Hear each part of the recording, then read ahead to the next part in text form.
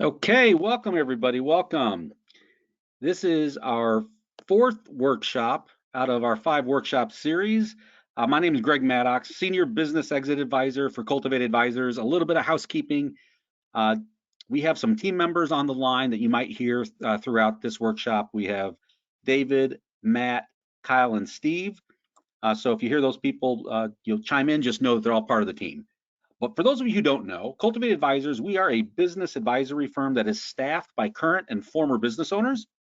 And we partner with founders and owners who have a strong desire to scale, sell, or passively own their business years ahead of schedule. In the process of doing that, we actually create what we call business owner freedom today and maximum value when it's time to exit. And we do that through structured collaboration with the entire exit planning team of advisors. Now, the purpose of this workshop series is just to break down in very simple and easy to follow steps exactly how we accomplish this so you could implement it on your own with or without people like us. A little bit more about us. We've worked with thousands of business owners across North America. We've made the Inc. 5000 list for fastest growing companies in the US 4 years in a row. We've got hundreds of 5-star Google reviews and a world-class net promoter score. So what does all that mean? Bottom line, the work that we do to help business owners grow, it's just not theory to us, guys. We actually eat our own cooking. Everything that we help our clients do, we are actually doing ourselves as we scale our company to an eventual exit. Put the screen to advance here. Okay, so let's do a quick recap. This is our 9-step process. It's exactly how we help our clients grow and scale. And let me just quickly recap what we've covered in the past. So in our first workshop, we covered steps 1 and 2. That's discover your freedom point, and that's about how to determine how to fund your lifestyle without your business and accelerate results. Step 2, that's creating a 3 to 5 year plan to fund your freedom point in record time. In our second workshop, we covered step 3, know your business. And that's where we walked you through how to actually look at and see your business through the eyes of a third-party lender, investor, or buyer so that you can maximize your value with a plan. In our third workshop, we actually had a special guest, Jim Duggan, one of the nation's preeminent advanced tax, estate planning, and business attorneys, who walked us through all the different ways that a successful business owner could leverage various planning techniques to protect the family, protect your business, and to protect those assets. And then today, we're getting into step 7, grow your value. This is at the heart of what we do at Cultivate Advisors, talking about how to maximize your business value without working around the clock. So what do we want to accomplish this week? A few main key learnings I want you to take away. One big thing is that the work that you need to do to grow your business is going to vary depending on what stage that you're in. So we're going to help you identify your entrepreneurial stage. Then we're going to show you how you can quickly map out and prioritize the projects and the work that are most critical to your business success using our proprietary Propeller methodology. Then we'll show you how to tie everything together so you can successfully implement and execute against those priorities using our simple 5-step planning process. And now, if we remember back to a couple workshops ago, we talked about the value equation. You'll recall that your business value is calculated by taking your profit times your industry multiple. And that we also talked about the magic being in the multiples, guys.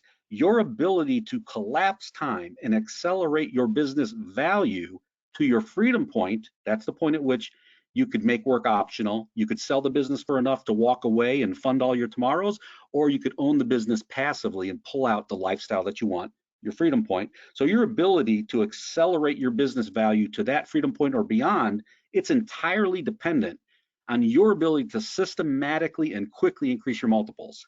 So we're going to share with you the secret to increasing your multiples today, but also, more importantly, why most business owners never do it, and then what we at Cultivate Advisors have done to eliminate this problem.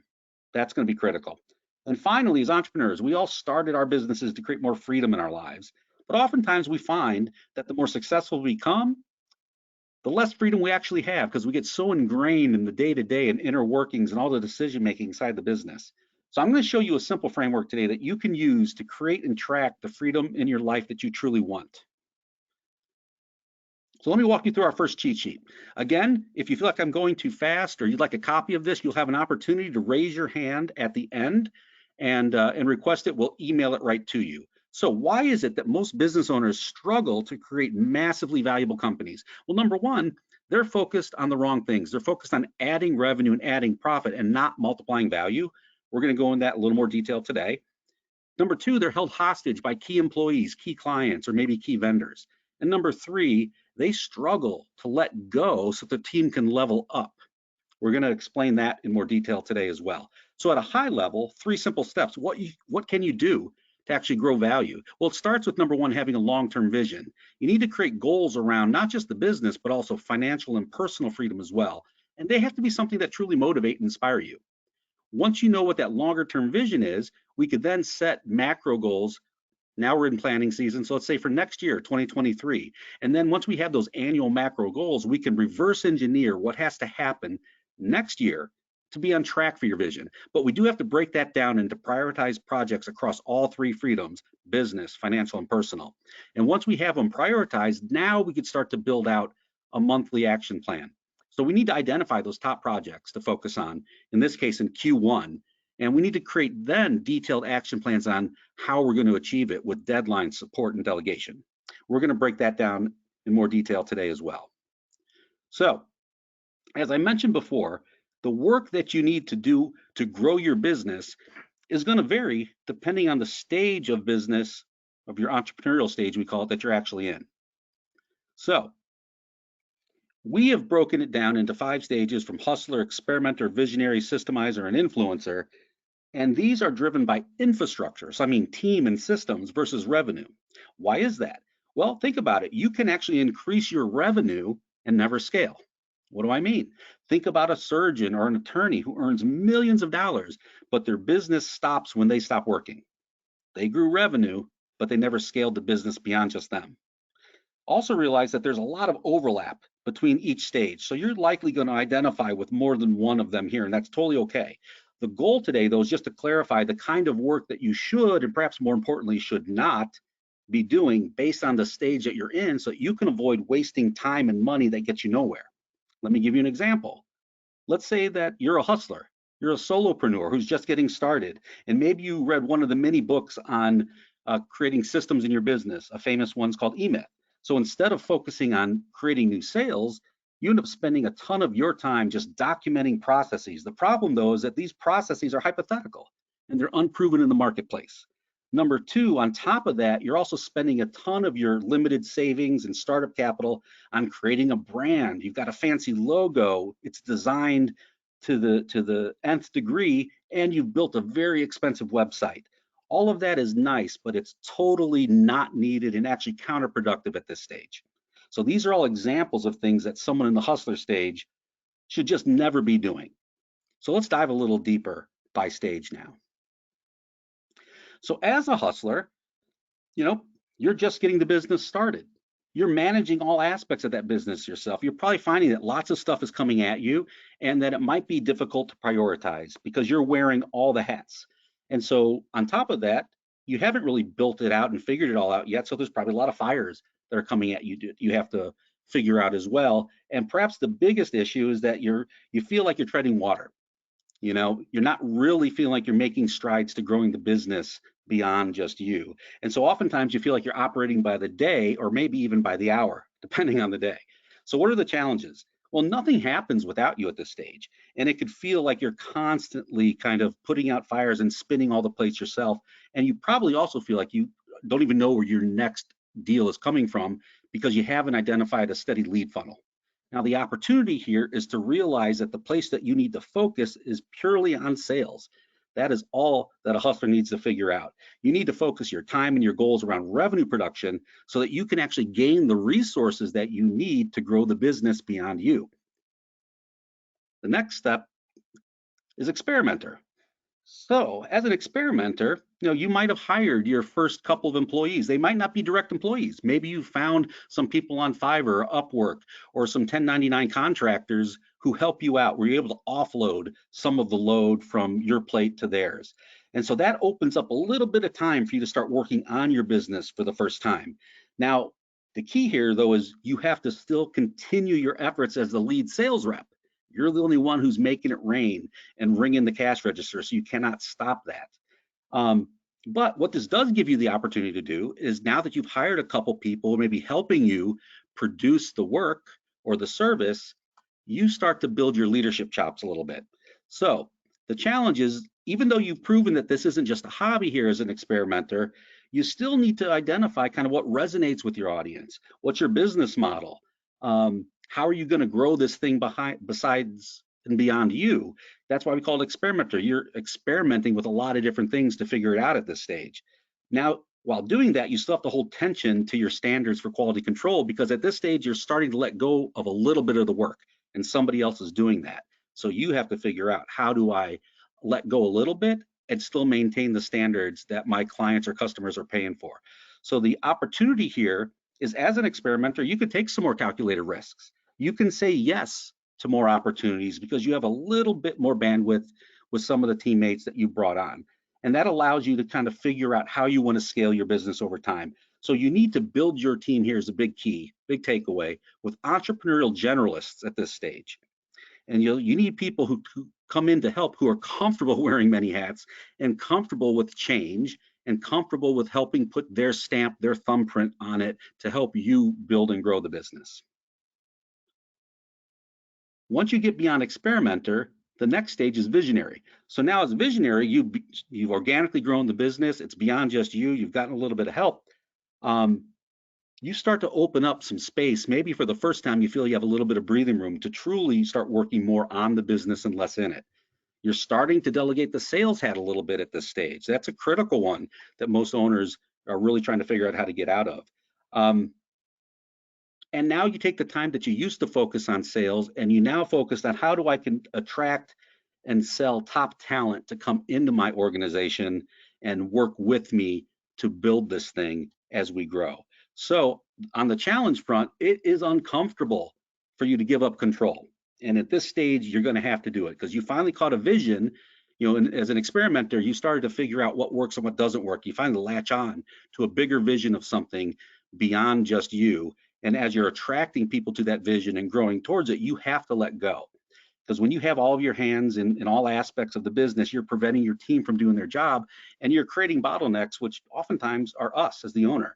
But the opportunity here is that you could level up your leadership skills, and you can level up your ability to attract top talent, because that is really what's going to define your success at that stage. You need to invest in yourself heavily as a visionary to level up your skill sets and your mindsets to be more, do more, make a bigger impact. But also, you have to invest in the team and the people who are going to come along with you to grow the company. You can't do it by yourself. The next stage is systemizer. So here, as a systemizer, you're starting to grow that leadership team. The difference between the previous stages, you're probably using generalists who were comfortable, because so much was shifting and changing inside your business as you were figuring it out. You weren't ready to have a true subject matter expert, a leader in just one of the core functions yet. But now, as a systemizer, we're starting to get to that point. And we're going to start to build a leadership team that's going to enable you to peel away from those key areas in your business. You're going to have to continue to grow that team. But here's the other thing: you're going to also have to build some guardrails that allow them to execute and go fast and leverage their unique abilities and their talents, but not ever have the ability to drive your business off the road because you put guardrails in place. So the challenges here are that you have a strong desire to repeat your success, but as you're growing and more people are involved in your business, it's harder and harder to deliver the same product or the same experience at scale without having turnkey systems in place. And this is the first time when your business and you probably are at a stage where building systems and process makes more sense. There's too much fluidity, too much change, too much moving targets in those earlier stages, because you can build a process and you'll break it after a few months, 6 months. So now is really the time that your business is at this step, that building these, they start to last longer. So the opportunity here is, how do we turn our managers into leaders so they start thinking like owners, whether they have equity or not, and start really taking ownership and growing the business? And as you navigate there's going to be interim roles. Not everybody's going to come on the bus and sit in the exact right seat. They could be in the right seat for now, and then eventually, as the needs change, they shift to another seat. So you need to be able to have teams that are comfortable shifting that. And while you build out the support and the leadership team, you also have to build the operational and leadership systems while you're building the team. So that's both the opportunity and the challenge inside the systemizer stage, but it leads ultimately to where I think most founders kind of envision the promised land. What you'll find, though, it's really just the beginning of the next level of growth. But the influencer stage, so now finally you've got the right people, you've got the systems, you've got the product and service in place. You're growing fast. You have a team around you, a leadership team. You're no longer directly connected to the producers of the actual work inside of your business. You have a leadership team that is handling that. And even though you've accomplished a lot, now from this new vantage point, you can see different. Your headlights shine further down the road than they did before, and you could see even bigger opportunities. Perhaps things like partnerships or growth by acquisition, or ways to take on larger and larger clients that you couldn't before when you were smaller. But those also come with some new challenges that you'll have to figure out how to navigate. So now the key is, how do you keep the right people in your company? Because that's going to be the real critical part to your continued success. While you, at the same time, keep the right people, but still push them, appropriately to the limits of creating a driving performance culture. So not accepting mediocrity and not being overbearing, but how do you find that balance to produce a performance culture where everybody is growing and striving together without becoming a dictatorship that drives people away? So the opportunity here is for you to learn how to let go, be a leader who sets the goal, sets the destination, but has the trust in their team that allows them to create the path. So you give your trusted leadership team the freedom to actually lead your people and your business to success. And this is where you could start hitting real big growth and scaling opportunities once you get to here. So 5 different stages. You probably resonate with more than one because there's fuzzy gray overlap between each of them. The key here is just to understand or use the stages as a way to kind of identify the work that you should be focusing on as an owner. But now that we have an idea of the kind of work that we should be focused on, how do we quickly map out and prioritize the work that's critical for growing our business? So I'm going to share with you our Propeller methodology. You'll be able to use it right away as a way to quickly break down your business and start identifying and prioritizing these things. So first, let me just give you a quick overview. So we call it the Propeller methodology because if you look at it, it kind of looks like the front of a jet engine, where the financial engine is the center, and then those other propellers, sales, marketing, leadership, recruiting, are the propellers that you might see on a jet engine. So we believe that financials are key, understanding your business, understanding the margins, the business model, that if we add more revenue, it will actually lead to profit, that is critical. That's why it's in the middle.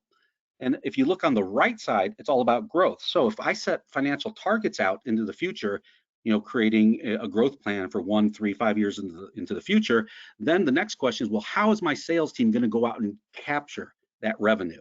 What are the different products or services that we sell or offer? What's our average sales price? What's our conversion metrics? In other words, how many people go from lead to discovery to negotiation to whatever the next step is, eventually to money? If you understand those conversion metrics, then you could back into how many leads or at-bats, I like to call it, that you need for your sales team to actually hit the revenue targets.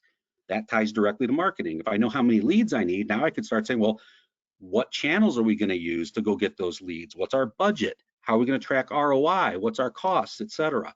That's all on the growth side.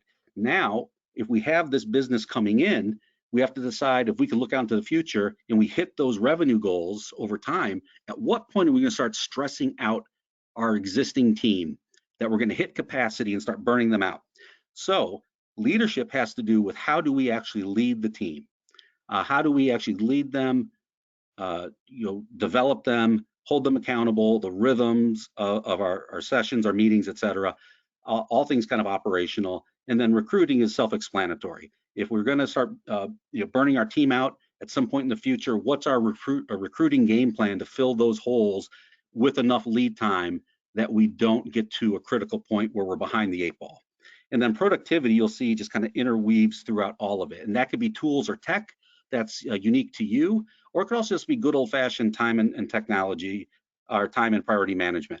But let me break this down in some concrete actionable steps for each propeller. Because if you think about your business in this fashion, finance, sales, leadership, marketing, productivity, recruiting, these become easy ways for you to chunk out either problems that you know you need to solve in those areas, opportunities you want to capture, or projects you know you need to take care of. So let's break some of those out. So inside of financials, are your books set up right? Are they being run by someone besides you? Do you have the right kind of management systems in place? Are you using the data to make decisions, or do you just get a P&L sent to you the next month and you just have it for compliance reasons? Or are you actually creating operating reports off of that you use to make forward-looking decision versus rear view mirror? And there's lots of other things underneath that you could be doing if you have cash flow issues, or you're not creating enough forward-looking projections. If you haven't looked at your pricing analysis lately, or your cost of goods, so you don't really know if your model, the margins, et cetera, are set up correctly. These are all things under financials. There are some of the big rocks that can be tackled inside of there. When it comes to sales, I hit this at a high level when I did the overview. So now we have to go and get that revenue. When we start breaking down the issues that are keeping us from hitting that revenue, it could be because we don't know what our metrics are. We don't know our conversions. We don't really have a defined pipeline. Maybe we don't really have a good sales process or meeting system for that. Or maybe it's just the skill set. Our team isn't really leveled up on their ability on basic sales skills and handling objections. Or maybe we don't have a leader. It was all me as the owner, and I hired my first salesperson, and I assumed because they were an awesome salesperson that they'd be an awesome manager, and they're just not. And you're too busy to be the leader now, and so there's a gap there. So these are all things inside of sales that we can focus on.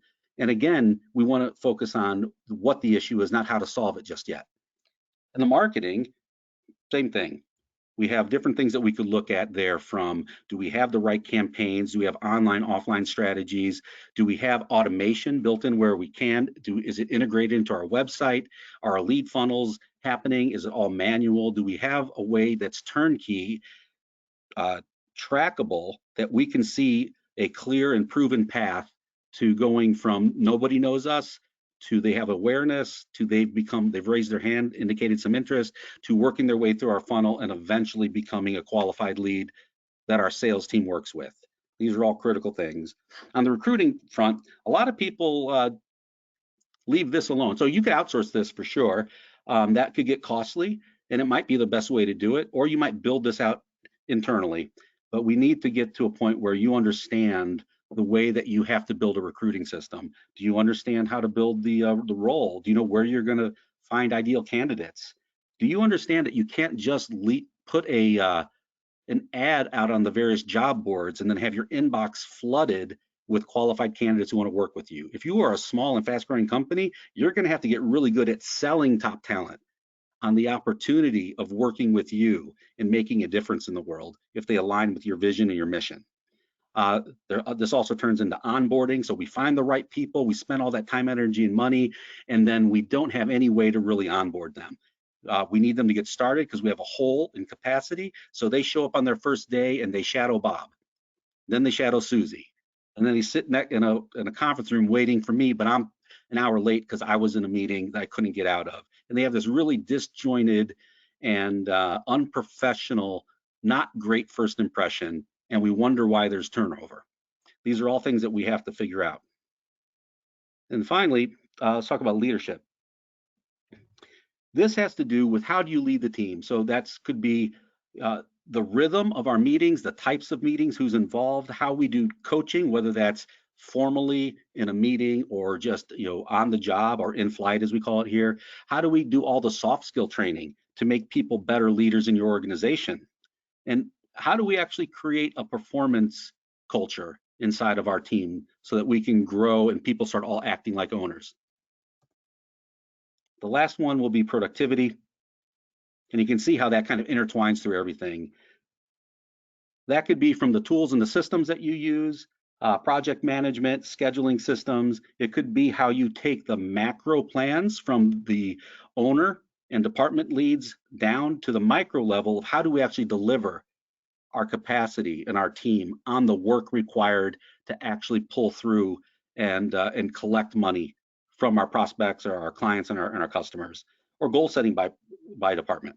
So these are all some of the high level big rocks of ways that you could think about your business and quickly kind of identify 2 or 3 things in each of these areas that you know you need to work on. They're either challenges that you've been experiencing, these are opportunities you know you want to capture, these are projects that you've been putting off or working towards, and we could quickly use that to as the raw ingredients to creating a plan.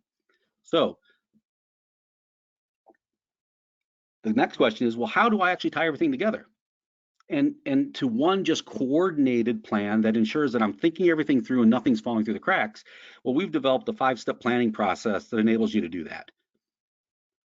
It's fairly simple, but I'm going to break it down. First, a quick overview, going from the top of the pyramid down. At the very top, you have your vision and long-term goals. The next layer, you set annual macro goals. Down below that, step 3 is identifying some KPIs. Once we know what all those initiatives are, we need to prioritize them, step 4, and then we create the action plan, usually by quarter, in step 5. So that's a really high-level quick overview. Let me slow it down a little bit and show you what some detail is underneath that. So in the vision and long-term goals, you have to think about, like, well, why are you doing this? We talked about this in our very first workshop. Like, you could do great work, make a lot of money, make an impact, work for somebody else, but you decided to go out on your own and create a business. There is a reason, there is a mission or a vision that you have of what you're really trying to accomplish beyond just making money, as important as that part is. And that could just start with, like, what do you really want over the next 3, 5, or 10 years? We like to use the term freedom point as a driver for that. What is the value at which you could fund your life without the business, or make running the business optional for you because the business has been built to a level that can sustain what you want without you being in the day-to-day? How do you create vision around business, financial, and personal freedom and connect the dots in all 3 of those areas? And when do you want to make working in your business optional? Because not everybody is looking to sell or exit anytime soon. A lot of our clients love what they're doing. They just don't want to do it 10 hours a day. They want to get to the point where they have time and money to do other stuff, but not give up ownership. And that's step 1's thinking about all those things. So if we know what that high level plan is, if I know where you're going to go, I can get you there once I understand where we're starting from.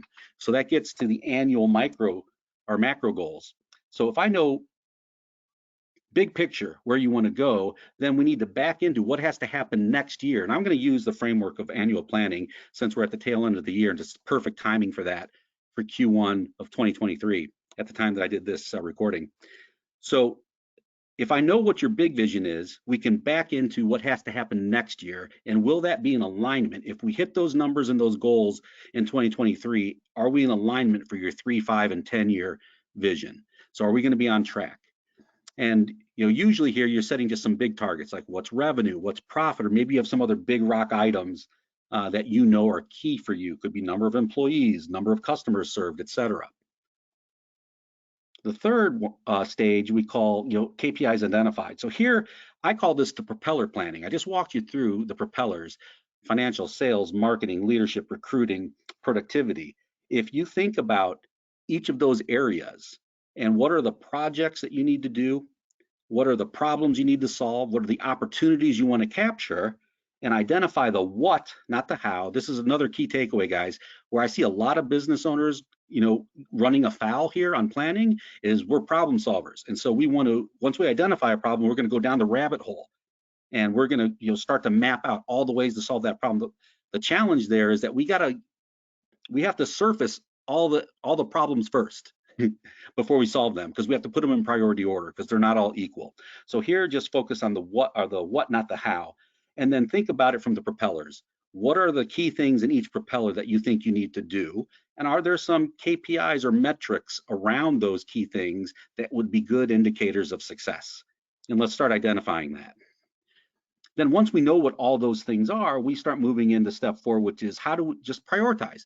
We've got this laundry list of stuff bucketed into the various propellers, And now, if we put those into a priority order, what would it be? There's no right or wrong here. You know your business. This is where you use your gut and you know what the market or the staff or the clients have been telling you where you need to focus. And let's just elevate that. Let's put it into order. And because once we know what those orders are, again, the what, not the how, then we could move into the how, which is step 5. And that's really at a high level, creating the implementation plan. What's the execution plan? So if I think about it from a quarter, a 90-day sprint, in our laundry list of initiatives that we prioritized, how many could we knock out in Q1? Depending what they are, it might just be 1 or 2, or there might be a few because you have other resources, internal, external, who are helping. So we have to think about that. So what are the priorities? How we define success? What needs to happen? Who's going to help? When does it need to be done? What are the resources, budgets, etc.? And now we just start building out. And when I talk about it, I talk about it from like a guerrilla marketing or guerrilla warfare kind of thing. We don't need to do a Fortune 500 type of presentation. We need to just identify what's needed to go execute and start creating a plan to hold people accountable. That's what we do with our clients, guys. So if you're not working with Cultivate, just know there are people, teams, organizations like ours out there who help you solve this kind of stuff. So we have this 5-step process for planning. It's actually quite simple. Our clients who are with us, most of our clients are with us for multiple years. So after we've done this the first time, the second and third time around, it goes very, very quickly because we have a common language and a lot of the things don't change a lot. Vision doesn't change a ton. It gets adjusted slightly. So we go fast the second time around. But how would you plan it out if you're doing it for the first time? See, here's the challenge. We're coming up on the holidays. I see lots of business owners, and when I owned my own companies, I did the same thing. I was in the same boat where I thought that I could do business planning in the week between Christmas and New Year's. And we all know that not much really ends up happening there. You might do a little bit, you put a little projection out there. I want to hit this many millions or this many hundreds of thousands or in profit, whatever your deal is, but you don't really put a real plan together. And if you have a team that is beyond just you, this becomes critical. So it takes a little time. And so we've mapped it out this way. You know, if you think about the last few months of the year, if in September you could take care of step 1 and step 2, just make sure the big vision and what we have to hit next year makes sense. In October, we can start doing the Propeller plans where we go through finance, sales, marketing, leadership, recruiting, productivity, start using those as buckets to kind of organize our thinking about what has to happen in your business in each of those areas. The what, not the how. We can do this very quickly if we don't try to problem solve all of it immediately. And then in November, we could prioritize those initiatives so that in December or before Christmas, we want to have Q1 nailed down into an action plan. If you follow that framework, even if it's not perfect, directionally correct is all you need. You know, it's progress, not perfection. You will hit so much more results in the following year than if you didn't do this planning, because you've already taken the time to think it through, make sure nothing is falling through the cracks, prioritize it when you're not in the heat of battle of trying to put out fires, deal with, you know, personal life and family issues, and then also your normal day-to-day role inside of the company. So why do owners get stuck? We know, I'm not telling you anything you don't know about planning. I'm not telling you anything you don't know about ways to do planning, probably. Maybe I'm giving you some new frameworks to think about it that might be simpler to chunk your business down into bite-size, you know, buckets that are easy for you to think about. But why is it that most owners get stuck and so few businesses grow beyond the owner or much beyond the owner? Well, I think it's a few reasons. Most owners are just not experts at building systems, documenting processes, or transferring knowledge to teams and leaders, aka giving up control. So what happens? This kind of work rarely gets done. Or we also see this, that it's just done in kind of a half-hearted and maybe even haphazard way that yields very inconsistent results. So what ends up resulting from this is most owners end up putting this type of work on the back burner, and they justify putting it on the back burner because they allow themselves to believe that, well, you know, we're just too small. Well, I'm just too busy. Oh, my business is just too unique to scale through systems, processes, and high performance teams. That's for other people, not me. And that's okay if you choose to just own a job instead of a business. There's nothing wrong with that. You can make lots of money. But if you actually want to build something that's beyond you and have more time and money in between, you're going to need to figure some of this stuff out. So what ends up happening for most owners, though, is that the work that we know is critical to increasing their multiple just never gets done because the owner can't figure out how to just get out of the way and stop being the bottleneck. And it's not because they don't want to. It's just more than likely it's most owners just don't have the time or the skill set to build and implement the types of systems that their business needs, and more importantly, that their team will actually use in their absence. And so, and also it's probably just not the best use of their time anyway to be doing a lot of this stuff. So what's the solution? You know, after working with thousands of business owners across North America, we at Cultivate have come to the conclusion that most business owners are just never going to get better at this. They could attend classes and workshops, et cetera, and then most teams just don't have the time to add one more project to their already full plate. So we've decided to just give our clients an opportunity to take this off their plate completely, and we can bundle it into our service offering by helping our clients build out their operating system for them. But let me explain. I have Vince Carone, who's our director of training and content, put together a very short video that kind of walks through how we approach this with our clients. And I'm gonna just speed it up a little bit. Let's talk about building your operating system. The first component we're going to talk about is a concept that I want you to remember throughout this video. Documentation is an asset. Let me ask you this. Have you ever made a hamburger before on the grill? Do you remember how to do it? Is it consistent every single time you do it? Could you teach someone else how to do it? And if you could, how easy would it be for you to teach someone else how to do this consistently every single time? Does the process exist in your head or on paper somewhere? Here's why I ask. The brothers of McDonald's started out by cooking burgers, just the same way we all did. But you know what they did differently? They created a systemized, consistent, repeatable, scalable process, and most importantly, they documented it. They built an operating system. And what's that worth to have an operating system? Well, here's some quick numbers. McDonald's brand value is almost $196 billion. Their revenue last year was over $23 billion. And their number of restaurants worldwide is now over 40,000 restaurants. Their documentation is a huge asset and makes them extremely valuable, as they can open up a new location and have it run the same exact way as another location because of that documentation. You have to have your own version of this. You don't have to be McDonald's, but you have to have a vision, you have goals, you have a purpose for the business. What do you need to do to ensure that the business can keep running no matter what variables get thrown at you? You need an operating system. Before we go any further on this, let's get clear on what is documentation. According to Wikipedia, documentation is any communicable material that is used to describe, explain, or instruct regarding some attributes of an object, system, or procedure. We need to document the processes within the business and get them out of your head. And why doesn't this get done? It's because it's an investment of both time and money, and these two items are consistently what business owners are usually trying to juggle or running short on. I don't have enough time, I'm spending my money elsewhere. The misconception of this, though, is that doing this will cost you more time and money, which maybe it might in the short term, but long term, even only a few months from now, it actually saves you way more time and money than it will ever cost. When done right, you will get back more time in your day. You won't be answering the same questions repeatedly. You'll have a much faster onboarding process with new hires, and you'll have a measurable coaching structure and baseline to compare it to. This all saves you time as you are building a scalable business. As far as money, every time an individual has to break for a question or to find something, there's transition time, both in walking away from their current task as well as getting back to that task. However, when individuals can operate efficiently due to the documentation at their fingertips, you will see an increase in their productivity. When individuals are being productive, this typically increases the satisfaction of your customers as they are getting the proper answers in the proper time frame as well. Most importantly, when you have a well-oiled machine, your top talent tends to stick around longer because they know what it's like out there and how rare it is to be part of such a structured organization. This creates a performance culture. Most people don't know how to get started, or they don't have the time, and that's where we come in. Anybody can learn to change their own oil in their car, but most of us simply don't have the time, and it's easier for us to drop it off and focus on what we're experts at, while somebody else who's an expert on it focuses on our car.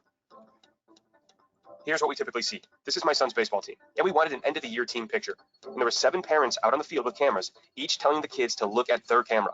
You can see the result right here in the picture. This is what happens with training inconsistencies. When everyone learns a different way, is onboarded a different way, is trained a different way, and without a repeatable system, you wind up with a team all aiming for the same goal, but going about it slightly different, which ends up producing non-optimal results. Our goal is to align everybody. We like to strategize, organize, and then optimize, so that at the end, everybody in your organization is looking the same way, working towards the same goal, and going about it in a consistent, measurable manner. We help you get it out of your head and onto something. We are going to work with you to take all of your existing processes and documentation and then organize that. We do that by breaking down your organization to understand what we have and what we need to operate efficiently. We start out with company onboarding. This is how every individual in your company enters the organization. Some of the items that should be included in this are a welcome to the company of some sort, your story on how you got started, the company's goals and aspirations, your brand, mission, and values, who's the customer, what do you do, how do you do it, the structure of the organization, the company policies, etc. This is what builds culture from the start. This is where the buy-in of your new hires is happening. This is what needs to be mapped out. From there, we move on to company technology. What is the technology that is used at a company level? What equipment is provided? What's the email platform? What's your productivity suite? Is it G Suite, Microsoft, etc.? Do you use a video conferencing platform, a CRM? Where do people submit expenses? Do you have an HR platform or a company communication platform? These items need to be mapped out with the ultimate goal of having a beginner's training guide for those that have never used some of these platforms before. You want to ensure every individual is starting out with the same basic common knowledge to ensure that you can help them skill up in the future. Next, we start to map out the different departments in the organization, followed by the roles within those departments. Each of these roles has subcategories of content, training, and processes that need to be documented. Are there role-specific policies, procedures, and expectations? Some examples of role-specific items are certain hours expected for this role versus another role in the company. Is the compensation different for this role? How about the metrics, the expectations? Are there vacation policies specific to this position, etc.? Next, what does the specific onboarding look like for each role? What is the department structure? What does your role contribute to the organization? What are the goals and metrics for your role specifically? What are the communication expectations within this department? What is the specific training plan for your role?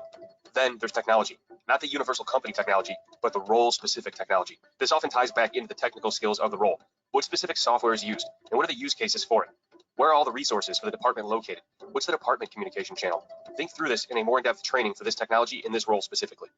Then we get down to the technical skills of the role, which is how to actually do this job. Quite often, organizations are hiring from a place of behind, and they thrust the new hire right into the technical skills training portion of the job immediately. Go follow somebody, go sit next to somebody, go shadow that person. The other components we've discussed get neglected, and this can lead to poor culture, a poor onboarding experience, vital information being missed, and even employee retention issues later. Focus this training more on the written documentation of the role, SOPs, FAQs, a coaching plan, etc. Try to incorporate multiple learning styles and have a learning path that goes from the beginners to the advanced within this role. Professional development is the cherry on the sundae once the other components are mapped out correctly. This involves creating an individual development plan for the employee and working towards the professional goals of that individual. Building a leadership path, putting a focus on soft skills. These types of things can increase the skill set of the individual and create strong employee retention. When it's all mapped out, this is what you're going to have laid out for the company. Now, mapping all this out might be a daunting process. Before you even begin to create all the materials that you've been mapped out, just getting this on paper can be daunting. But this will allow you to take it a step further and build out a roadmap for the next 12 to 18 months that will increase your culture. This is what we help you build out along the way. This is an example of the mapped out process. In this example, we built macro to micro from left to right to ensure that each micro component of training was covered. As we started to prioritize and build out the actual content, we started to hyperlink those individual fields that were completed. This helped us show our progress while still showing the remaining pieces we need to capture. It's a constantly evolving list, and through prioritizing and reprioritizing, you will constantly be adding and removing items from it. Once we help you map out your process, we can start to move existing content into a platform or start the building of new content that's not yet created for a platform. The platform is simply a place to house the content that you will be directing the organization to. Content gets bucketed into either a course, an SOP, a resource, a download, a link, etc. The content going into these buckets can be slide decks, PDFs, or videos in a variety of different forms. These components cost both time and money to get built out and get into place. It's important to get them done properly, as they can often last for years before they even need to be touched up on or touched again. And that's our value. That's where we come in, is helping individuals get started. What this means to you is we help you map out these items and get them built for you quickly. This saves you both time and money, the two most important commodities in your business day to day. We can take you from concepts in your head to a documented system rather quickly. Let's show some examples.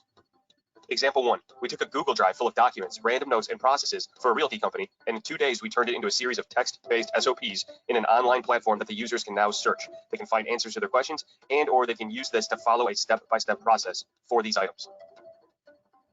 Example number 2, this client wanted a place for all of their clients to access their resources. So we built them out a variety of course options to ensure that the learning was transferred. Then we built out a searchable toolbox full of their documented processes. And then within those documented processes, we included text training, video training, and a downloadable resource to help support the overall learning. Example 3, this is an example of creating different learning paths for different roles in the organization. This organization had no way of doing this before until we started mapping out the process with them by department. They wanted to take their items and start mapping them out by department to have an administrative support learning path, a bookkeeper learning path, an HR learning path, etc. We were actually able to repurpose a lot of the existing content to fit into each individual learning path with some slight variance from one to accommodate the learning objectives in the others. Ultimately, we can help you get to where you want to go, and we can do it quickly. We can help you get there from 0 to 60 pretty fast. Even if you have nothing today, it's important to remember that everybody starts somewhere. Even the smallest documented items can have a positive impact on your valuation. So I'll say it again, get it out of your head and onto something.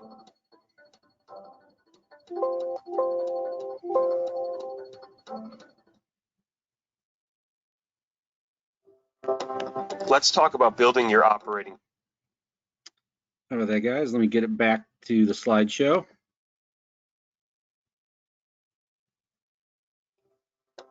Let's talk about. So when you think about the different areas that you need to create training, support, tools, resources, content, let me just bring it full circle to our Propeller methodology: financial, sales, marketing, recruiting, leadership, productivity. These are just some basic examples of the kinds of things that need to be built over time to support your team in each of these areas. Either you build it internally, you outsource it somewhere. For our clients, we have the ability to bundle this into the work that we're doing so that we can get results very, very quickly, building out their operating system, but with all the tools, the training, the resources to support it in an organized way that allows the business owner and the leadership team to not have to be the sole sources of wisdom about how to do stuff inside of their companies. This is what creates value in a company. This is what increases the multiples when you have the ability to package up your secret sauce, how we do it in our company across the buckets everybody has to deal with: financial, sales, marketing, etc. And then these are our process, our systems, our training, our support, the way that we work with our team internally, and the way that we work with our clients and prospects externally. This is the critical piece. This is what most business owners never get, and why most business owners don't scale past themselves, and why they don't have a business that's as valuable as it can be. We help solve that problem for people who work with us. So we do all this work. The last piece tonight, guys, I want to get into is why we do the work. And I alluded to it at the very beginning of tonight's workshop, which is that we all started our businesses. And for those of you who don't know, everybody at Cultivate, as an advisor, we've all owned our own business for at least a decade in the past. So we all start our own businesses to create more freedom in our lives. But as I said before, as our business grows and has more success, oftentimes because of the lack of systems and process that we just went through, I have less freedom in my life, even if my revenue is more and my personal income is more. And that could be a challenge. So let's talk about a simple framework that you can use to create and track the freedom that you actually want in your life while you scale your business. So if you've seen our first workshop, this will be a bit of a review. For those of you who haven't, I encourage you to go back to get more detail about this. But there are three big problems that all business owners face regardless of their revenue or personal income. Number one, most business owners, they own a job, not a business. Number two, they have the vast majority of their financial eggs all tied up into the business basket. The vast majority of their net worth and the vast majority of their income comes from the business. That's a problem. And number three, in the pursuit of solving those two problems, they end up over-sacrificing on the personal, family, and health front. So the three big possibilities are we can actually create our business in a way that turns it into an asset that can run without you, and that we can create time and money from that asset, and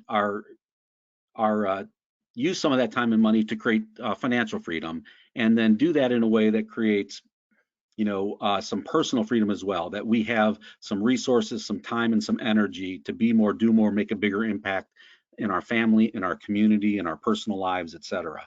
And so how do we create metrics around this instead of just having it be, I wish I had more freedom in my life? Well, I created a framework I call the Freedom Tracker to give you some metrics. I'm not going to spend much time on business freedom and financial freedom because most people have some version of that. But at a high level in business freedom, you can track things like revenue and profit, enterprise value, how you comp yourself, and the time that you spend in the business. Set targets annually, and in our tool, as you put in your actuals each month, we're tracking budget versus actual. How are we on track or not on track to hitting those targets? On the financial front, the key here is we don't want to keep all of our financial eggs in the business basket. We should be working with a competent wealth manager who understands business owner complexity to help you create liquidity. So liquid savings separate from your business, and income sources separate from your business. Those could be anything that you want. A lot of our clients like real estate. They invest in various types of real estate. The goal is have more than one horse pulling the wagon. Where I want to spend more time today, though, is on personal freedom, because this is something that most people overlook. This is one of those things that a lot of business owners say, well, hey, that's, after I've made it, then I'll have some personal freedom. At some point when I hit 10 million, 20 million, 50 million in revenue, when I sell the business, then I'll have some personal freedom. But along the way, this is just part of the game of being an entrepreneur, is I just have to hashtag grind and sacrifice. That is one path, and we definitely have to work hard, but I would challenge you to reframe your thinking about what's possible in your business. And if we choose to put guardrails up around creating some freedom in our lives, we'll make better decisions about how we build this business, how we lead our team, and how we create results and still carve out and hold sacred to ourselves the freedom that we want. So what are some metrics? You look down the left side there. I'm going to explain a couple of them. Free days versus planned vacation days. These are different. A free day is just what it sounds like. It's a day that you are totally unplugged from work. You are not on your email, you're not on your phone, you're not texting, you're not doing work. Ideally, you're not thinking about work. You're just doing you, whatever that is. It's a time for you to kind of rest and recharge and do other things. I tell all of my clients, you need to have 104 free days a year. And most clients look at me sideways when I tell them that. They're not taking vacation now. How could I add 104 days to the 0 days of vacation I'm currently taking? Well, how did I come up with 104? How many weeks in a year, guys? 52. What are the 2 days at the end of the week called? Oh, the weekend. So that's my 104 days. Are you telling me that as a successful entrepreneur, we cannot aspire to build a business that allows us to not work on evenings and weekends? I think that we can. Now, we don't go from 0 to 104 overnight, right? But we could set targets along the way. This also starts allowing you to separate from the business a little bit. So eventually you don't work evenings and weekends. And then every once in a while, you take a half day in the middle of the week of a free day and you are unplugged.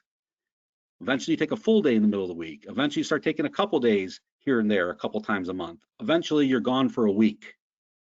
And the team just has to learn how to survive without you. What ends up happening when you do it in bite-sized chunks is that you're forcing your team to step up and make decisions without you. They're not going to believe that you're really going to do a free day because most of us haven't really adhered to that. We're always the 1-800 answer man or answer woman. We're happy to just tell them how to do it right. Let me do the thinking for you.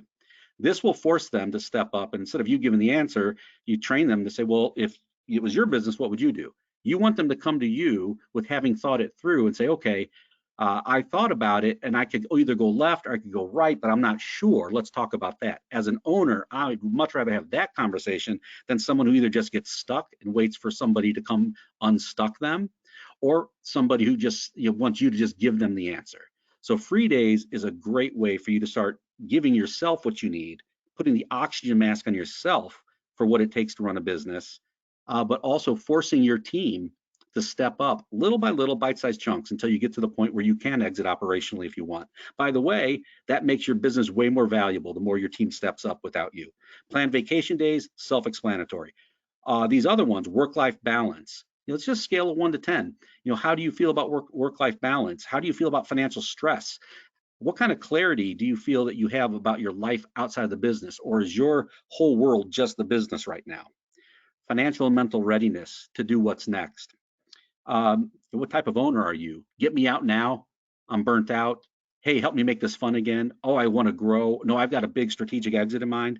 And that last one on the bottom is an interesting one. I call it capture, share, learning. So if you're utilizing this framework that I put together, which is business freedom, financial freedom, and personal freedom, and your advisory team, if you're working with us, you'll get that. But if your advisory team is helping you through that, you're probably having some ahas throughout the course of a month where you're creating wins or you're creating some learning opportunities in each of those key areas.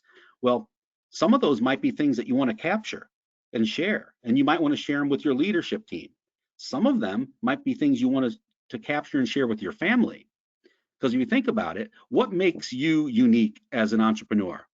Is it the fact that you're really good at the industry that you're in?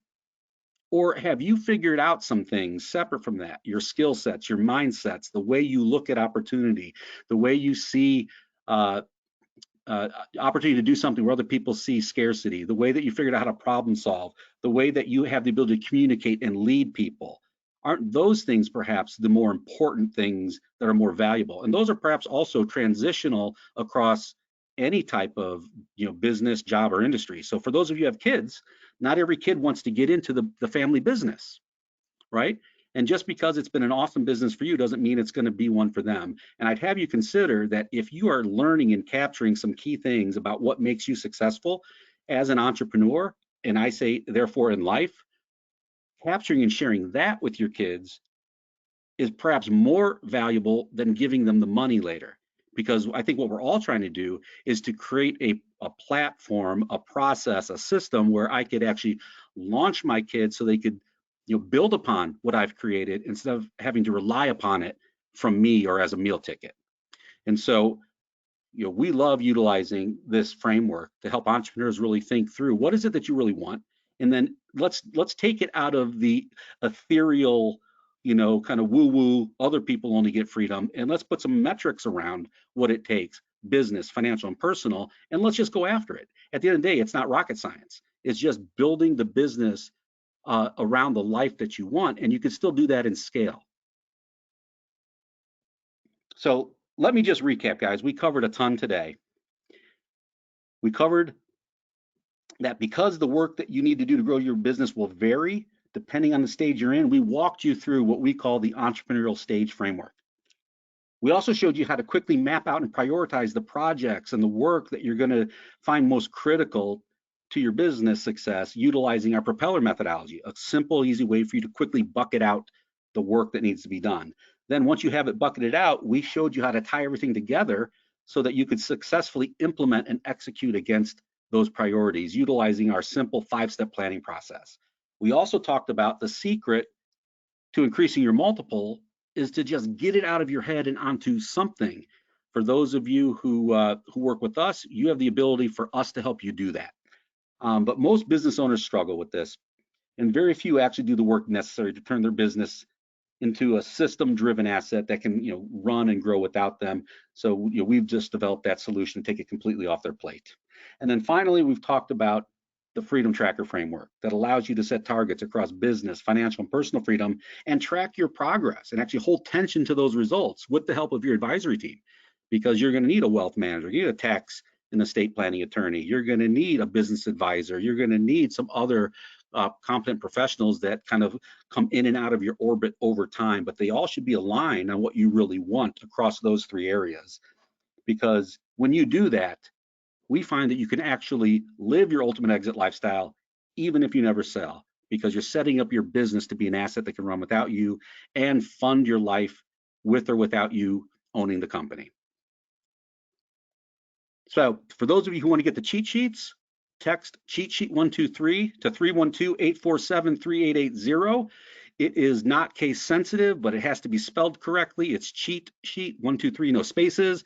If you want to talk to somebody on the team to give clarity on anything that we've covered, just text Freedom Point 123 to 312-847-3880. Again, not case sensitive, but needs to be spelled correctly and no spaces. Hey, thanks everybody. Really appreciate you spending your evening with us. The team will stick around for a couple minutes to handle any questions that you put into the chat. But for those of you who've got family obligations and need to get going, we really appreciate your time. We're excited. Next week will be the 5th and final workshop that we're putting on, and we're going to talk about steps 8, which is fund your freedom, and step 9 is to cultivate your exit with lots of options and lots of choice and control. So we're going to tie everything together next week as we wrap this up.